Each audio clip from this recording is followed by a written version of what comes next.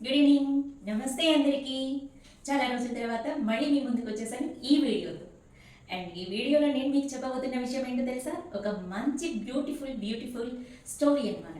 ఏంటబ్బా స్టోరీ చెప్తుంది చిన్నపిల్లలకు చెప్పినట్టు అనుకుంటున్నారా? ఎంతైనా టీచర్ మెంటాలిటీ కదా. ఏం చెప్పాలన్నా కూడా ఇట్టే మనసులో అతుక్కోవడానికి స్టోరీతో వచ్చేసాను మీ ముందుకి ఈ విధంగా. చెప్పేసుకుందామా మరి? రెడీయా? ఎస్.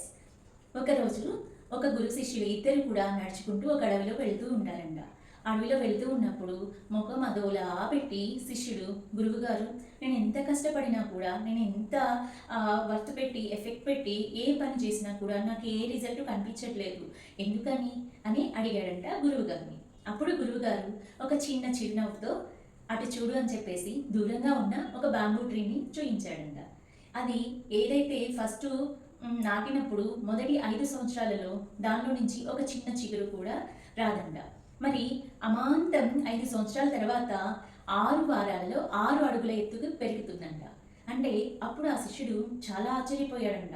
ఇదేంటి గురువు గారు, ఇదేలా సాధ్యం? 5 సంవత్సరాల వరకు ఆ చెట్టు పెరగకుండా 5 సంవత్సరాల తర్వాత 6 అడుగులు ఎత్తు ఎలా పెరుగుతుంది 6 వారాలలో అని ఆశ్చర్యంగా అడిగాడంట.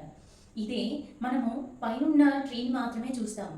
బట్ అది ఈ 5 సంవత్సరాలు చాలా స్ట్రాంగ్గా, చాలా బలంగా దాని పునాదిని అంతా కూడా స్ట్రాంగ్నెస్ చేసుకోవడానికి భూమి లోపల పెరుగుతూనే ఉంటుంది. అది మనం ఎవరూ గమనించం.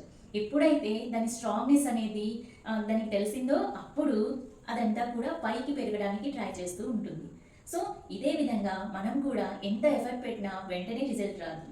ఎప్పుడు కూడా మనము వెయిట్ లాస్కి కానీ వెయిట్ గెయిన్కి కానీ లేదు మన లైఫ్లో ఏదైనా ట్రాన్స్ఫర్మేషన్ తీసుకురావాలని చాలా ప్రయత్నిస్తూ ఉంటాం.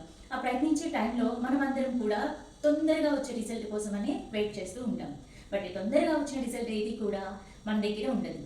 ఇలానే మనం ఎంతో పేషెన్సీగా, అలాగే ఎంతో మనం సమర్థవంతంగా కన్సిస్టెన్సీగా మనం వర్క్ చేస్తూ పోతూ ఉంటే ఆటోమేటిక్గా గత కొంతకాలం నుంచి మనం చేసిన వర్క్ తాలూకు రిజల్ట్ ఏదైతే ఉందో అమాంతం ఈ బాంబు ట్రీ లాగా పెరిగిపోతూ ఉంటాయి.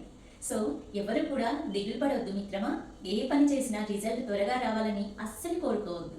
సో ఈ చిన్న కథ మీ లైఫ్లో పెద్ద ట్రాన్స్ఫర్మేషన్ తీసుకొస్తుందని, అలాగే హోప్ ఎప్పుడూ కూడా మీరు వదులుకోకుండా ఉంటారని, అండ్ ఫైనల్గా కన్సిస్టెన్సీ ఈజ్ ద కీ దేనికి, మనం సక్సెస్ అవ్వడానికి. సో మనం ఏ పని చేస్తున్నా కూడా కన్సిస్టెన్సీ మెయింటైన్ చేయడం అనేది చాలా చాలా ఇంపార్టెంట్. అవునంటారా కాదంటారా? ఈ కథ మీకు నచ్చిందా?